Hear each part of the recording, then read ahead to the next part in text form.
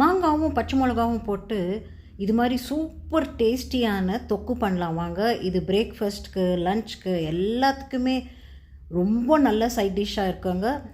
2 பெரிய மாங்காய் நல்லா இது மாதிரி கழுவிட்டு டவலில் ட்ரை பண்ணி எடுத்து வச்சுக்கோங்க.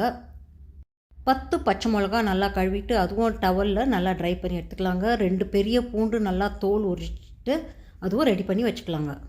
2 மாங்காவையும் இது மாதிரி பிக் சங்க்ஸாக கட் பண்ணி எடுத்துகிட்டு கொஞ்சம் கொஞ்சமாக மிக்சியில் போட்டு இது மாதிரி ஒரு கோர்ஸ் பேஸ்ட்டாக பண்ணி எடுத்துக்கலாங்க.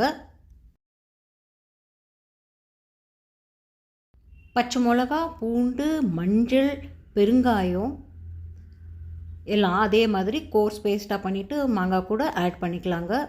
தேவையான அளவு உப்பு போட்டுட்டு நல்லா ஈவனாக மிக்ஸ் பண்ணி எடுத்துக்கலாங்க. ஊறுகாய் மசாலுக்காக 1 டீஸ்பூன் வெந்தயம், 1/2 டீஸ்பூன் கடுகு, 1/2 டீஸ்பூன் சீரகம் நல்லா தவாவில் ட்ரை ரோஸ்ட் பண்ணிவிட்டு பவுட்ரு பண்ணிவிட்டு இந்த மாங்காய் தொக்கு கூட நல்லா மிக்ஸ் பண்ணி எடுத்துக்கலாங்க. ஃபைனலாக 1/2 கப்பு எண்ணெய் நல்லா சூடு பண்ணிவிட்டு மாங்காய் தொக்குல நல்லா கலந்து எடுத்துக்கோங்க. ஃப்ரிட்ஜில் இது மாதிரி பாட்டிலில் ஸ்டோர் பண்ணி வச்சிங்கன்னா 15 நாள் ஆனாலும் இந்த மாங்காய் தொக்கு கெடவே கெடாதுங்க.